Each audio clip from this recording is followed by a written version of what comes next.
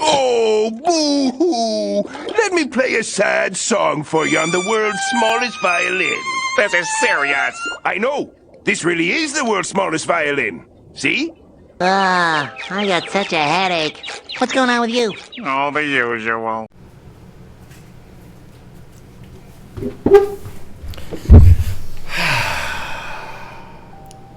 Hey guys. Welcome to CD Media.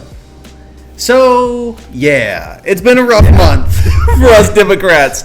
We're a little bit late to the party on making everyone's sad post-election post, but we want to do something slightly different than the other channels. We wanted to really take a look on a couple of the issues, and we want to talk about what we really think happened during all of this. Oh, yeah. And I think the most important thing for that little journey we're about to take is, how did this happen? Yeah, how did it happen? So yeah, how did this happen? Kamala had way less votes from women than even Biden or Hillary had. And that to me was shocking as a person just reading the polling data. It seems that women are not performing well with women candidates for whatever reason. Mm-hmm. And I just don't think that the Kamala campaign did a good enough job really reaching that women vote. And on that as well, she didn't just underperform with women, she underperformed inside a lot of categories. Oh yeah. I don't think it was necessarily the issue that women in particular would have swung the vote. Mm-hmm. But yeah, I think that it is a bit odd that a female candidate is not getting as many votes as they were. You would think it would strike out. Yeah, you would think that it would just be women being like, it's about time. But it never seems to actually be that case. Yeah, even Joe Biden had better numbers with women. And that again, and Hillary Clinton actually even had better numbers. And she had, some people call it one of the worst campaigns that the Democrats ever ran. Yeah. But, in a lot of the reason for that, I think, was because of the DNC. And, I think the DNC did a lot wrong during this election. What do you think the DNC really messed up on, like on a timeline? I think if they had actually been able to hold a primary, that would have been sick. And a lot of people are blaming Biden. They say that Biden should have dropped out sooner. And I know you feel very strongly about that. Yeah. I don't, however, I don't think that in the end it's really good to blame Biden. While I do think there is a possibility that him dropping out sooner could have helped, I don't think it's necessarily useful to blame Biden. I think to some degree you're absolutely right. And I don't mean to throw the blame onto Biden, but there is an amount of blame that has to be taken, rather by the DNC or by Biden. Here's the reality of the situation. At the end of the day, every time we have run a primary list candidate, we've lost. When we ran Hillary, we lost. Right? We had Bernie. That was the selection from the primary. Then they didn't have a primary in 2016? We did have a primary in 2016, which selected Bernie Sanders. Afterwards, we had this system called the superdelegates inside the DNC at the time. The superdelegates is what threw out Bernie Sanders. Afterwards, in 2020, we got rid of superdelegates because it was such an unpopular thing. Thus, we ran Joe Biden in 2020. Then in 24, we decided not to run a primary again. And again, we essentially had no selection from the Americans. And I really do think that rubbed a lot of people a wrong way.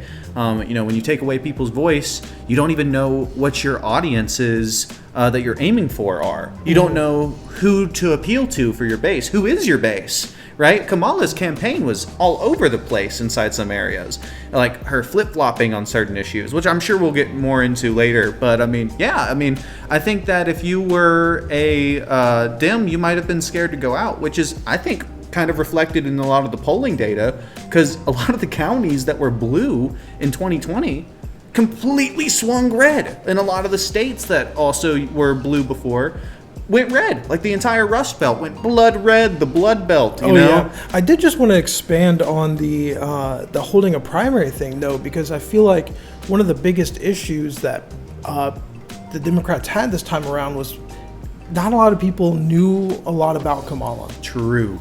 And I think if they had been able to hold a primary, you have primary debates, and that gives you an opportunity to learn. In fact, the candidates. I agree with you so much, because if you remember, a lot of the Kamala campaign was fighting her previous messaging from where? From her primaries in the previous years. Yeah. Oh, wow. Yeah. Because Forgot she was there. Exactly, because that's Yeah. whenever she was kind of able to take off her gloves and be like, this is what I'm getting to run at. Because again, she didn't have a base that she was swinging for. She was trying to find her base then. Afterwards, she was just kind of swinging for like the vaguely Democratic. And yeah, I mean, Kamala underperformed in literally every single county in America. Yeah, that California map was especially shocking to me. Yeah, I mean, Wisconsin was red. Yeah, I mean, if you guys haven't seen it, we'll go ahead and throw up the California map. I don't know if it'll be behind us or in front of us. That's a decision for later. But yeah, we'll put it on the screen. It's really shocking to see that shift from blue to red. And, you know, I think one particular issue that people had was the economy. And it's unfortunate that voters will typically blame the sitting president for the economy. Yeah, and for the lasting issues. There's a big lag there when it comes to legislation that's put in place by an administration. Very true. And then the next administration really feels the effects of those legislation. I like to call it term bleed when that happens. Yeah, I think that's what people call it. Yeah, I mean, it's super clear when it happens too, and that's why Democrats always have to pick up after the mistakes. And you know, it's really unfortunate too, because there's a lot of things that Trump's going to be able to end up taking credit for. But more than that, also in what you said, I 100% agree that a lot of people kind of did, things are expensive, must be Biden. But I think the other thing too is we were really feeling the after effects of COVID. I think whoever had the presidency in this year would not have won. Because I don't care how good of a president you think Donald Trump is, Joe Biden, or any one of your other picks that you might have had, they would have not have handled Israel-Palestine very well. Those of you listening, Israel-Palestine's about to be a crazy issue here in the future. Once Trump gets back in office, he has said he's going to be so deep inside Israel's pocket, there's no telling what's going to happen inside that corner of the globe. Yeah, and with him appointing Secretary of State Matt Gaetz, we're going to be making a little video about that here shortly, but yeah, guys, very pro-Israel. Anyways, on to the election itself. Yeah, and I think a big thing on the election, you know, we were talking about how she underperformed inside a lot of areas. I don't think that necessarily is because of people's minds getting changed in California, right? I think it's because those people didn't go out. And I think a lot of times people don't want to vote for a candidate they know next to nothing about. And I think that's because the news apparatus has completely changed. People completely deal with media in this brand new way, where like most people nowadays, you don't go to MSNBC, CNN, or any other of the establishment media places to go and get your news. Nowadays, you're doing things like, I'm going to go hop on YouTube. I'm going to listen to my favorite content creator.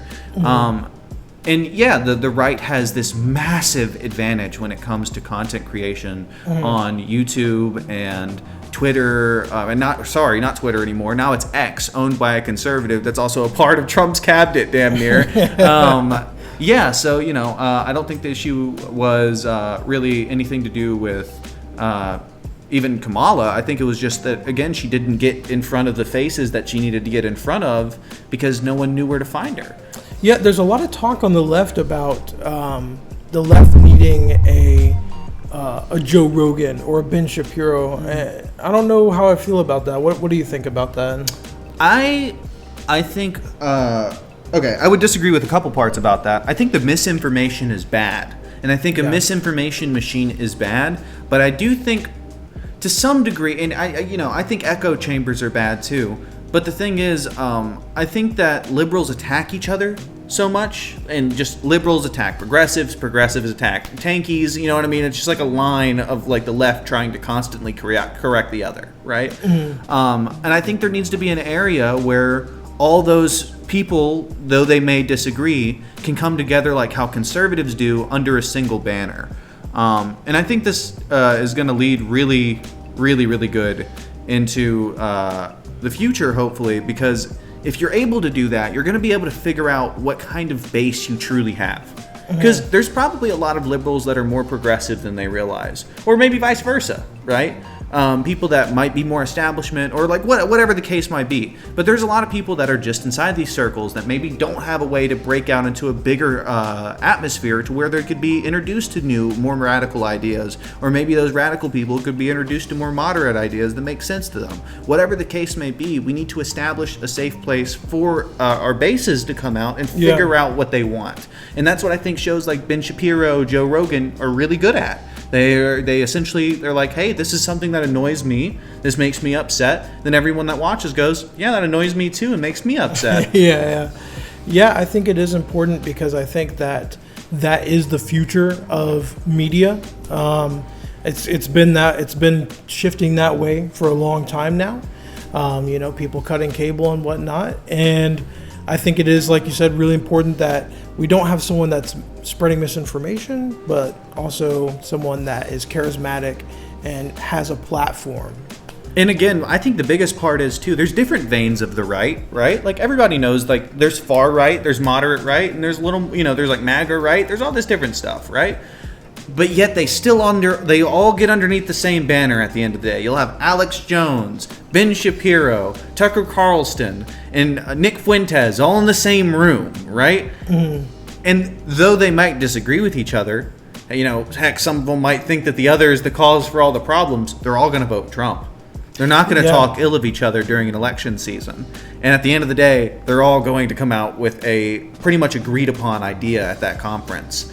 There's a lot of voters out there that say, I don't like Trump, but I'm voting for him. And I'll tell you too, because of the way that the right is able to do that so efficiently, we suffer from the opposite problem on the left, where because we don't cater to any side, everybody feels left out. Because if you were a progressive voting for Kamala, you probably were like, well, shit, she's a little too far right for me on some areas. I can't believe she's doing fracking still. She went back on her gun control, right? And then you have, if you're kind of righty, which she was appealing to a lot, she was really appealing to people on the right, or at least attempting to, you're not going to vote Kamala. She's way too left for you. Oh, yeah. Even if you're a moderate, you're like, I don't know about all this taxing on capital gain stuff. And again, it's just she was too far left-leaning for some people in like the GOP, and then she was too far right for, any progressive, really. So she did not know where her voting base was. Yeah.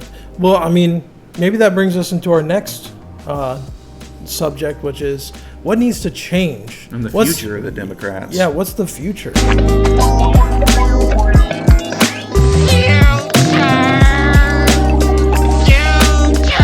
In the previous section of the video, we talked a little bit about how important it is to hold primaries.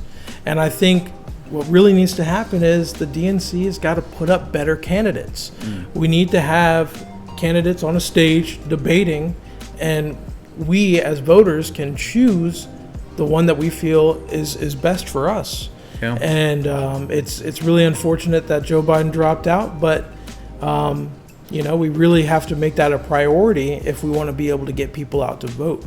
So making sure that we have good candidates, like who is the leader of the Democrats right now? Gavin Newsom, Hillary Clinton, like those people suck. They have Donald Trump on their side. Mm-hmm. He is Big Daddy Republican right now. And just like how you were talking about how we might need like a Ben Shapiro / Joe Rogan of the left, what we absolutely need is a leader of the left. Yeah. Because that's something that we don't have. I think Bernie might have had the potential for it 8 years ago.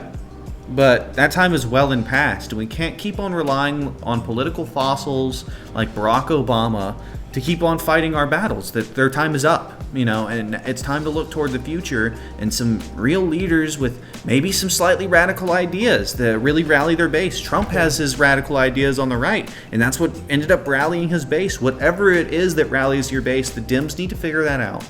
Get out to those people. And then whoever is selling those ideas needs to be a leader and actually guide the Democrats into a proper voting base. I mean, how many votes do you think every single year that the Dems lose to the Green Party? Right? Like it's like, you know what I mean? Like it's because we're not unified. I mean, another thing that we kind of mentioned earlier in the video was that this idea of term bleed, as you called it.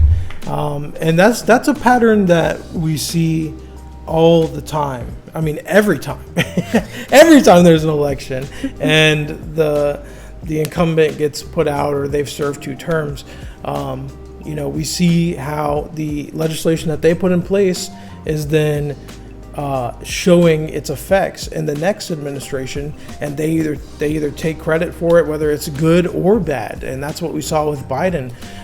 We see Trump's 2017 tax law. Yeah, it did a couple of other things too, like cut the tax of the rich. That was Trump's real big first push on his economy, and while it did moderately affect some of the middle class as well, what it ended up doing is 98% of those tax cuts ended up going to the wealthy. That's where 98% of the funds went. And yeah, it was no surprise that later on, after these massive deficit cuts, that, yeah, of course, Trump had crazy deficit spending because he didn't have any of the funds after he cut federal funding so badly. I mean, let's not forget that this is the same guy that had his White House shut down under his watch for 100 days. I remember that. Yeah. Federal workers weren't even getting paid, and he still had massive deficits. And that was under a good economy. Anyway, what you were saying before is so true. Democrats typically come in, and we have to fix terrible stuff, like how Obama has to fix the 2008 recession. And then, I'd also like to add on to that. Just for anyone that's still, sorry to interrupt, but just for anyone that's still on that bootstrap train that Reagan started, what did those companies do when they got those tax breaks? They had to put it back into their businesses at the time, right? No. Uh-oh. Where did they put it? They put it back into stock buybacks. They just took that money and they're like, thank you, President Trump. I'm just going to put this in my pocket. Fuck you guys who pay your taxes. That's what they did. So anyone that's on this bootstrap mentality that Reagan started way back in the 80s, it doesn't work. It's a failed experiment. And also, speaking of earlier times as well, look at the Great Depression. It's Democrats that get us out. And then right after, we get another Republican to start taking the shaft of the economy. And that's the same thing that happened here. Now, it's not entirely fair with Trump because to some degree he also had COVID, but he handled it poorly. And that's why we had a ton of deaths inside the U.S. And there was a lot of things that Trump got to do wrong. And now he'll still be able to take credit for a great economy, like he got to do under Barack Obama. And it's a shame. Because Democrats never get the respect they actually deserve when it comes to the economy, and somehow Republicans that are like blubbering buffoons, they get to have the greatest deficit spendings, they get to have more spending than us, and they still get to say they have best economies. It's ridiculous. Yeah, it is ridiculous, and I think going back to what you're saying earlier about the messaging, we had a lot of low information voters in this election. And if we're able to get the messaging out there, and single issue voters on that as well, we need to make sure that our messaging is in a nice, neat little package. You got a lot of stuff that, especially with these Trump trial cases, where there's a lot of legalese, political legalese, I like to call it, where a lot of, for lack of a better term, normies don't quite understand what's happening there. And so as we are on the other side, we need to make sure that we're putting it in a package where people can understand. And not because they're dumb or stupid, but because they just don't spend as much time looking into politics as we do. And on the contrary, it's not because these people are dumb, it's because the people that are trying to influence your messaging are also incredibly smart.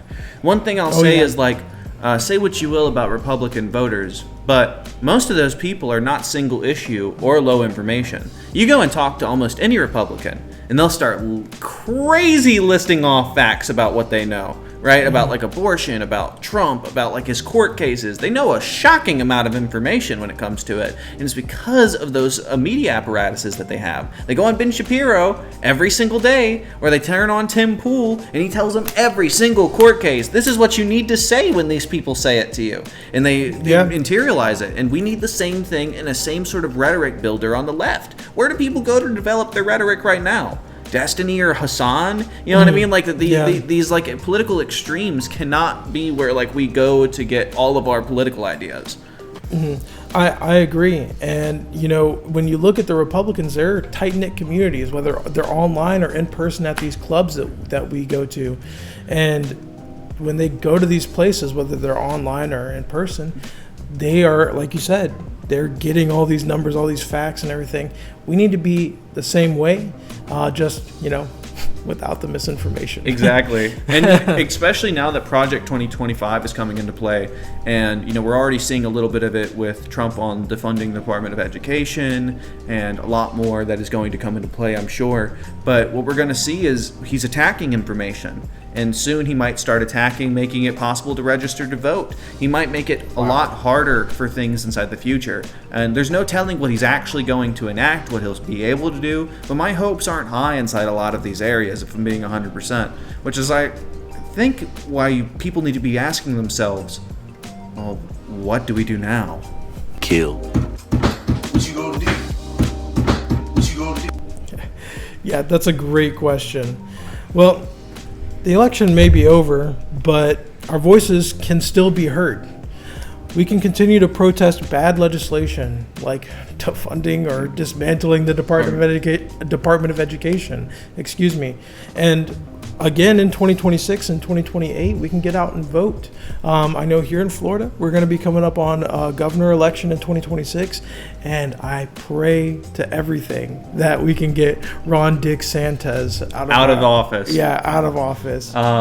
Yeah, and I think you're right. Not only protesting where you can, if you're not comfortable with protesting, at the very least, start voting locally. You want to know why conservatives have an edge over us? It's because they go out and vote locally. They do. Way more than us, Dems. And we have to get out there. If you care about the laws that are going to be happening inside your states, and trust me, it looks like state law is starting to take precedent over a lot of federal law these days. You have to fight tooth and nail at these legislators. Otherwise, you might start losing a lot of rights. States are losing their access to abortion now because not enough people are going out and voting. Like here in Florida, we just lost our access by 3%. Yeah, 57% of us said, yeah, that's a great idea. 43% were like, no, that's terrible. Oh, I guess the 43% is the majority now, I guess. That's the silent majority. They're always But I fuck everyone that voted against Amendment 4. Maybe we won't leave that in there, but fuck you guys. Yeah, true though. And on the last note here, I think this is really important. Again, it might seem like the end of the world, but there's still going to be people fighting. You can still go out and fight. And not only that, channels like us, though we may be small, our entire idea of this channel was to battle these sorts of information chains that have been existing since David and I were children. They got us when we were young. I used to be crazy conservative, and it took me a long time of battling my own reality until eventually it just all snapped one day, and I was like, God, my world is based on conspiracies. And it took a lot of self-work, and it took a lot of work from my friends. So be sure that you talk to your friends too. Share a video if you think that this might help them out at all. We're also going to be doing podcasting soon to try and again fight a lot of these right-wing rabbit holes that people can fall down, and really try to help out with some facts. Me and David will both be there, so if you feel like you disagree with us, maybe you got to the end of this video and you just can't believe how stupid we are, we will be doing some podcasting soon, so definitely email us. Also, we need 50 subs to use my phone to live stream. My phone is unfortunately our camera, so in order to live stream our podcast, go ahead and sub if you want to see that. Right there.